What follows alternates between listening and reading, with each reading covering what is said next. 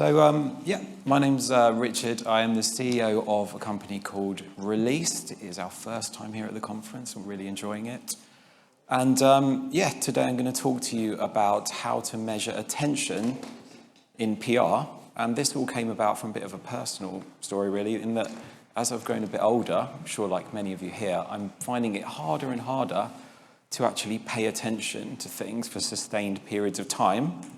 And it affects your productivity and ability to get into the flow state and all sorts of things. And also, I have a couple of kids, and my oldest daughter is 10, and she loves nothing more than kind of curling up with a book. And I look at her and I think, how are you still on the sofa in hour 2 doing the same thing as you were doing a couple of hours ago? And as a parent, I kind of think, will that still be the case in 3 or 4 years when the modern world kind of comes for you? And so I decided to explore the topic of attention a little bit further. And it was really interesting. So uncovered the attention economy and learned a lot about that. And that got me thinking about how the PR industry fits into the attention economy. And it turns out it plays a really pivotal role. And out of that actually came a couple of new metrics that will help PR people actually measure attention for what I think is the first time, and we'll talk about why that is so important in the modern era. So again, it all comes down to this key question: why is it so hard to pay attention? And part of this journey, obviously read a lot about the topic. I don't know if any of you have come across this book at all. I really recommend it. It's by Johann Hari, and it's called Stolen Focus: Why It's So Hard to Pay Attention, or Why You Can't Pay Attention. So interestingly, as part of his story, the author finds himself overwhelmed by modern life, distracted all the time, unable to pay attention. So what he does is he takes himself away from city life, deposits himself in a very secluded seaside town, and goes completely cold turkey, no technology whatsoever. And after a rather painful period of detox, he finds himself able to reconnect with himself, the community, and starts to write really productively, and realizes that really his focus is still there. It's just kind of being taken away from him on a day-to-day basis. What's more interesting is when he returns to normal life, like fully armored up, thinks he's learnt from his experience, within about a week, he's basically back to square one, completely overwhelmed and distracted and kind of more hooked than ever. And here's one of his key conclusions. He says, the phones we have and the programs that run on them were deliberately designed by the smartest people in the world to maximally grab and hold our attention. Now, we experience this on a day-to-day basis. Who amongst us has not been scrolling and scrolling and scrolling? And you consciously thinking, I am not enjoying this. I want to do something else. I'm going to put the phone down now. And 5 minutes later, what are you doing? The same thing. It's really, really strange sensation. And it goes back to what I said. These technologies have been deliberately designed by really smart people to capture and hold our attention.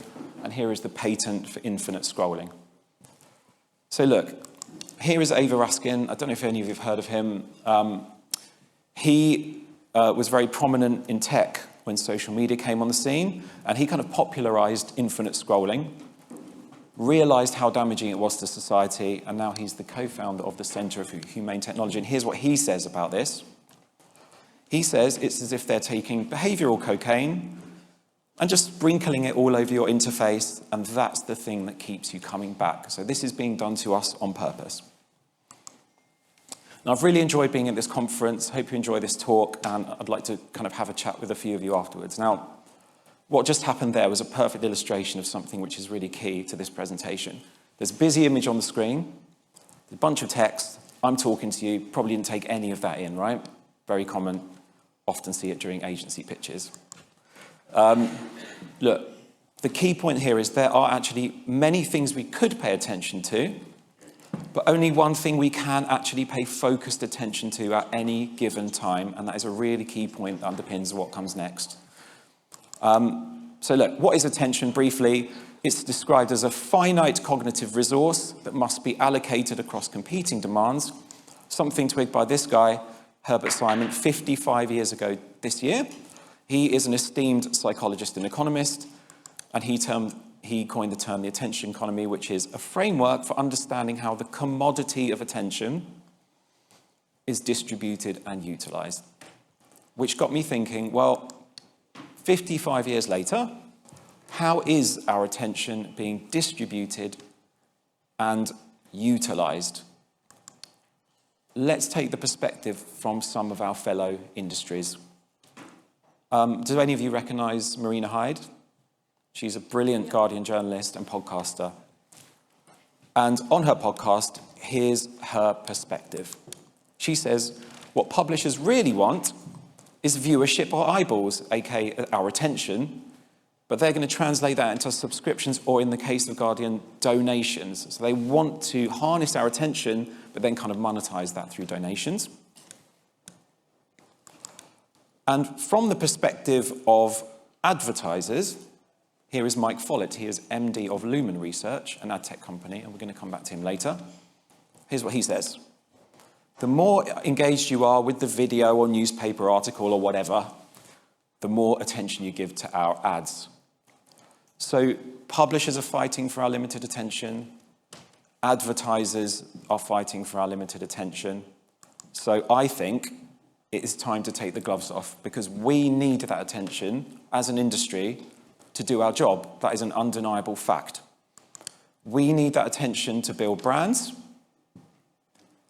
We need the attention to influence buying decisions, to generate leads, to shift tickets, and to protect reputation amongst many other things.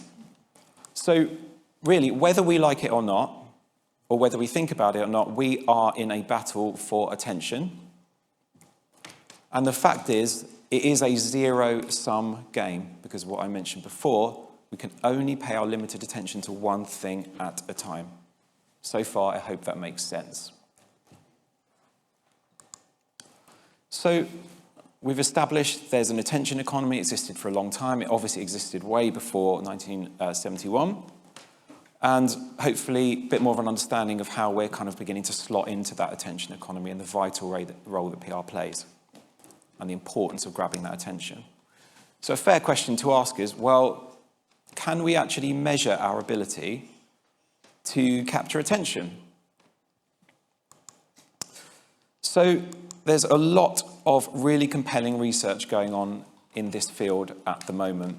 Much of it is not relevant to PR, but some of it overlaps with online editorial content, which is kind of the bread and butter of a lot of media relations these days. For example, attention paid to articles actually increases with word count up to around 4,000 words where it tapers off. And also, about a quarter of people don't reach the bottom of any article whatsoever. There's lots and lots of research around this topic. So what we decided to do is take the relevant parts of that research and create our first attention metric, which currently sits in our product, Released. So Released is a platform, just for context, that PR agencies use and in-house teams to create visual reports that showcase all different types of coverage, plus all of their supporting activities and narrative, events and content, plus a wide range of analytics as well. So this is how this slots in. So attention earned is measured in hours, and it estimates the amount of focused attention captured by, at this point, online media coverage. And I'll illustrate how this works in practice. So PR teams would log into our platform, and the way they get coverage into it, so they go to their media monitoring platform or coverage tracker, and they take the relevant links and they paste it into our platform. And then it fetches all of the coverage, visualizes it, and analyzes it in different ways. Now, one of the things we now analyze is we estimate how many seconds of focused attention that article is likely to get based on the research I just cited a moment ago. We also have this metric we've had in our system for a long time, coverage views, which a lot of you are familiar with. So now we know how many times that article was viewed. And we run that for all of the coverage on the page, and that gives us our total attention earned for that report in hours. And if you'd like to know how that's calculated, attention earned in hours equals attentive seconds per article. So think about one person focusing on the article once, times the number of people that have seen that article, divided by 3,600 to give us our attention earned in hours. So how is this metric being used right now in the field? It's being used in lots of different ways. First of all, obviously, it's being used to prove that PR can actually capture attention and do so at scale to stake its place in the attention economy.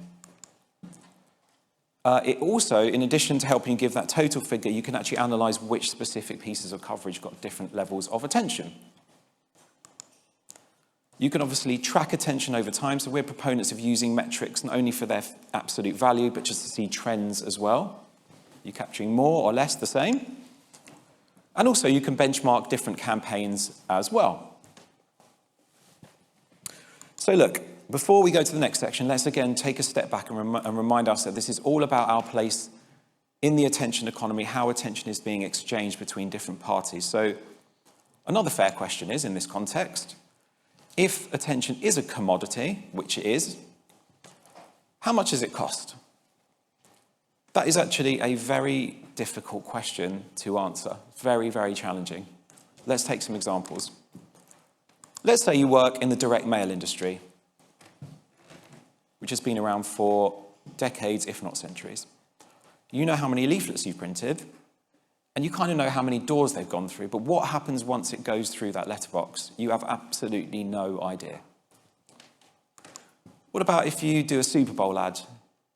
You know you're potentially going to reach a huge number of people, but how many of those people are having a beer, talking to their friends, doing whatever people do during the Super Bowl? I don't know, I've never seen it. And also, let's take the digital ad industry. Obviously, they know how many impressions they're buying, how many times their ads are served, but they have no idea how much focused attention those ads are getting until now. Because there are lots and lots of interesting things going on in that particular industry, and I'm going to ask you to bear with me and have an open mind during this section, because we are going to explore what's going on in advertising, but I think it's really, really relevant. So as you can see here, the advertising industry is looking to move away from impressions-based model towards attention as its core methodology. You can see here at Marketing Week saying attention is advertising's currency. Let's agree on its value. So they're actually quite advanced here.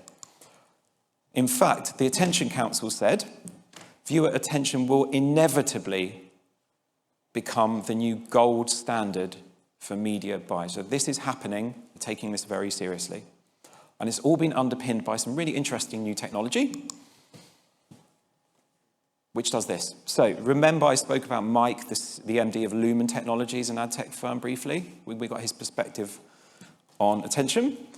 Well, Lumen essentially recruited a 1,000-strong panel, and they turned their webcams and the cameras on their phones into very, very accurate eye tracking technology.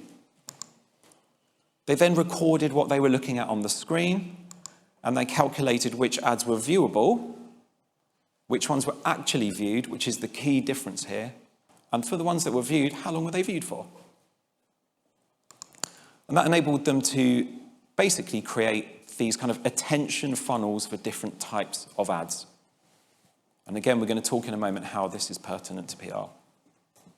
And finally, what's happening now is these rate cards are being published for the first time, which essentially say, here's how much it's going to cost you to purchase attention using different ad types, different contexts, etc. I'd like to thank Ubiquity for letting us use their data in our attention measurement. So we now know how much attention has been captured in PR through our attention earned metric we mentioned before.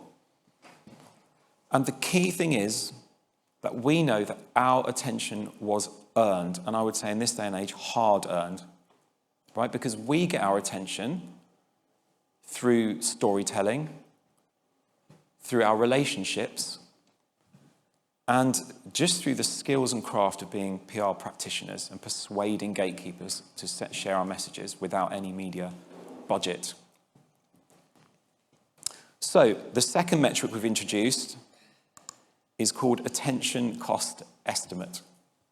Attention cost estimate, and it's a currency figure. It is the media spend required to capture the same amount of attention as PR as we get without any media spend whatsoever. And here's how it's calculated. ACE equals the attention earned figure converted to seconds times the cost per 1,000 attentive seconds, which we get from those rate cards, divided by 1,000. And here is how ACE has been used for the last 12 plus months by our customers. They are using it first and foremost to demonstrate that PR can capture attention without requiring any media spend whatsoever. That's kind of what earned media is all about. They are using it, especially in-house teams, to compare the cost effectiveness of PR versus adjacent marketing disciplines who are fighting for the same budgets but need a media budget. They're using it to benchmark costs over time, across different reports, across different campaigns. They're benefiting from increased accuracy because there is so much going on in this industry at the moment that we're completely unaware of, so much data being produced. So we're able to leverage that and improve these metrics over time. So in summary, about these metrics, you've got attention earned, which proves that PR can capture attention at scale, which is absolutely key in the attention economy, because without attention, we as an industry would not exist. An attention cost estimate highlights the ability of PR to capture attention cost effectively. So this is actually not theory. This is being used and has been used, as I said, by agencies and in-house teams all around the world for over 12 months in all different types of PR reports. We're getting really good traction from the community about this. And also, kindly, Steph has allowed us to use her quote, although you didn't give me permission to animate you in like that. I hope you're okay with that. So we're really excited about this. So obviously, we're just at the very, very beginning, the inception of attention measurement. We'd really like this to become part of the conversation and share our learnings with other teams as well. So to conclude, here are 5 reasons why we believe, and obviously a lot of the customers we work with believe, that attention measurement really matters in PR. Firstly, whether we like it or not, we, everyone in this room, and obviously the wider industry, we are battling the smartest people in the world for a finite resource, which we need in order to exist and do our jobs. So we need to at least be talking about this and starting to think about measuring it. This is something that we just don't recognize enough or celebrate enough. We earn our attention. It is essentially our USP as an industry, isn't it? It is amazing we can persuade gatekeepers to write our stories just through our craft and skill. So attention measurement really starts to highlight that. Whether we like it or not, again, other marketers are thinking about this and they're measuring it right now. We can already prove with these metrics that we can capture attention at scale and that we can do it cost effectively. And finally, we need to move on beyond basic metrics, legacy metrics like coverage views, reach, and the metric whose name I shall not speak. And I would like to address this now. So, look, many of you are probably thinking, you can't come to an AMEC conference and compare PR with advertising. But I think it depends on the context in which you do it. What you can't do, and we all agree with this, is you can't say, look, here's the space of an article, here's how much it would cost to advertise in that space, which you can't do. Now let's times it by 3 for no good reason, because we're 3 times better than PR advertising. And let's call that the value of PR. That is flawed from bottom to top. We totally agree. We've never used AV in our metric, believe me, despite hundreds, if not thousands of requests from our customers, and we never will. But look, as I said at the beginning, we're part of the attention economy, whether we like it or not, and other industries next to us are battling for this attention. And they're kind of ready, they're already measuring this stuff. And they're publishing their data. They're telling us they're doing it. And they keep publishing more and more data. So when it comes down to it, we really have a choice. We can either bury our head in the sand and be caught by surprise by clients in a boardroom or whatever when they start talking about this stuff. Or we can look up and we say, look, this is really important. It's an interesting, novel way of thinking about PR, and we should embrace it. And obviously we sit in the latter camp. So look, I'd like to thank you for your attention. And we finished a bit early, but I would welcome any questions. Thank you very much indeed. Thank you, Richard. That was great. AVEs are dead. Long live ACEs. Oh, I hope so, yeah. Who has some questions for this man over here? Thank you. Callum's just coming around with the mic. Thanks very much. Brilliant presentation. Really enjoyed it. Thank you. Anna Salter from Inclusive. I love the fact that, first of all, you've done a complete flip on its head, the concept of AVE. And the reason it's a complete 180 is because you're using PR as the benchmark for the other marketing disciplines. So congratulations. That's great. My question is, are your clients who are using ACE, etc., are they mentioning that they're getting pushback in the boardroom or wherever they're presenting this data from the other marketing disciplines? Not at all. Quite from the ad guys who've got all their big numbers? Quite the opposite, actually. I think before Founding released about 10 years ago, I used to work in PR myself. And I've always had the feeling that we're always on the back foot when we're in these big marketing meetings with clients or whatever.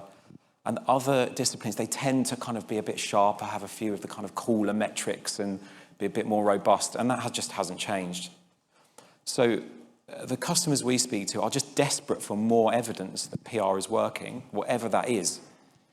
So a couple of examples would be, there was a client recently, a big drinks global client, you probably would know the brand, and the head of comms was in a meeting, a big marketing meeting, and another team started talking about attention measurement, and she kind of scrambled and she went, oh, we're doing this already, we're actually doing this already. And it was one of the first times she said where she actually felt like she was one of the leaders in terms of measurement. So there has been no pushback so far. Look, my personal view, and I've written about this, is that people are only using AVE because it's got a pound or dollar or euro sign in front of it. I've never met anyone who likes it, ever. They're kind of embarrassed to be using it, right? We've all had these conversations. So as long as we do our job and properly educate people and set the context as to how this is different and how to explain it, which we're doing through white papers, etc., and videos, then I just think it is a win-win for all parties. So far, so good. Thanks for your question, Anna. We've got we've got loads here. The guy at the back first, and then we've got the lady down here. Oh, and over there. And Martina as well. Thanks, Richard. This is more of an appeal than a question. Can you find another acronym? I've spent 16 years trying to persuade people that AVE is dead, and I'm just going to have to be so clear in my diction if I start talking about ACE. Do you know what? Off the record, we spoke to Richard Bagnall about this. We've taken advice from lots of industry people about this. It was originally called something, it was called attention cost equivalency. And rightfully so, that went straight in the bin. So look, I think, again, it is all about education, about explaining it. Call it attention cost estimate, if you will. But I think we're landed on the name for now, unfortunately. Sorry, Martina. There's a question down here.